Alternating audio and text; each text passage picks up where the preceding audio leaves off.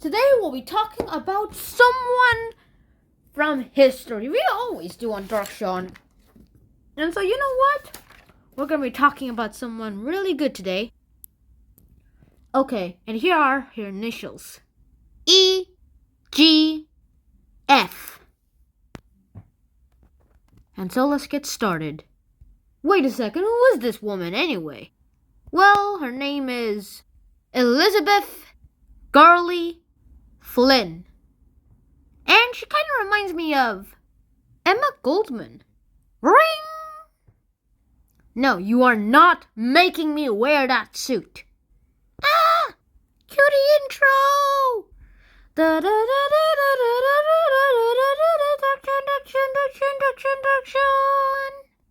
Elizabeth Gurley Flynn. Ugh, I thought I threw away this costume. Anyways, back to Elizabeth. Now, Elizabeth is kind of interesting, will you? I mean, if we look back into her heritage, we would see that her father was a son of Irish immigrants, while her mother was an Irish immigrant. Well, being from Ireland and his father also Irish immigrants, well, which I'm talking about her father, of course. So basically, Elizabeth was Irish in descent. Yeah, I just imagine that as orange. I tried to find orange, but it didn't work. And so basically, a lot happened after that. So now for some own personal facts. I wasted like 2 minutes about her descentage. Okay, enough about that. Now, she was born on August 7th of 1870. In the States, not in Ireland, in the States, in Concord, New Hampshire, USA. And she went into politics at a very young age. In fact, her politics was basically her whole life, even during her childhood. So, yeah, this is gonna get a bit weird. She gave her first public speech at the age of 15 years old at a socialist club. Well, I would have liked to be there, of course. And I have the time machine anyway. Shh, you stupid yellow man. Have you no respect for a 15-year-old? Oh, I guess it's time to move. You see, the notes is my time machine, but let's just get on with it. Anyways, there's a way lot more happening in this world, and now I will be showing you the next part of her life. Let's go to 1907, shall we?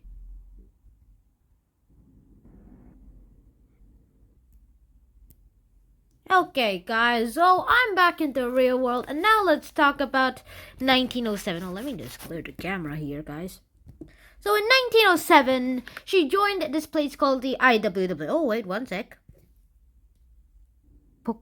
So basically, in 1907, she joined the IWW, or Industrial Workers of the World. This is their logo. And so one of her first acts as being part of the IWW was chaining herself to the lamppost, as we'll see.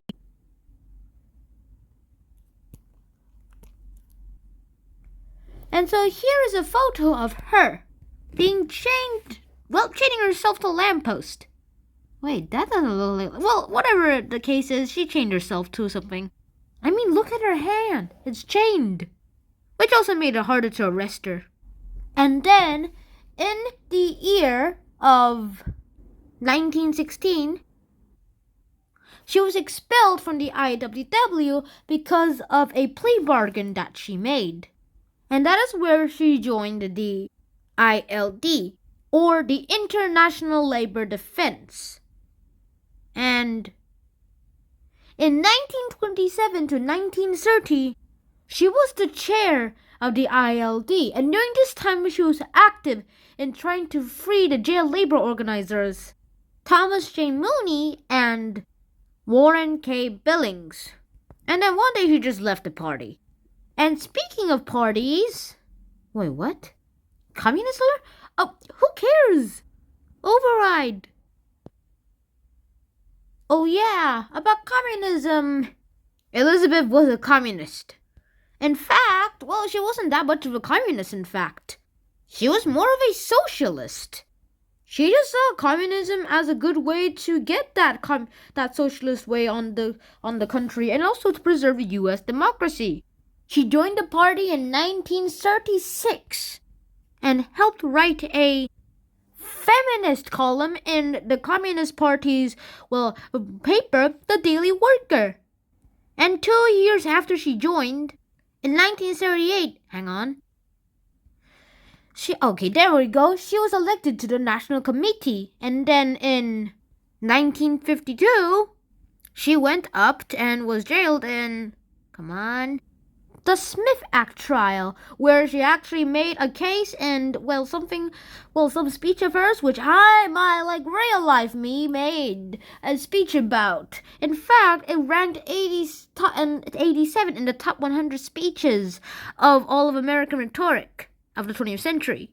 She was even called the Rebel Girl, and someone made a song about her called the Rebel Girl.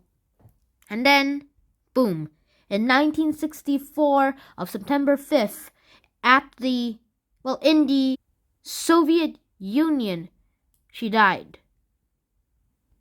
As a last wish, her body was transported to a grave in the U.S., which is where it is now. She was 74 years old. And yeah, she may have been a communist, but at least she was a good communist. I mean, she was more of a socialist. Communism was just an just a way of an economic class. An economic political history, an economic thing, not a political thing originally. But then again, communism is misinterpreted. But what is the difference between capitalism and communism? And fascism, I guess? Well then, I guess you will have to go check out other people's videos about it. So, I'll see you guys in the next episode. And as hip youths would say, where attention flows, energy goes. I'll see you guys in the next episode. Schneiden out. Peace.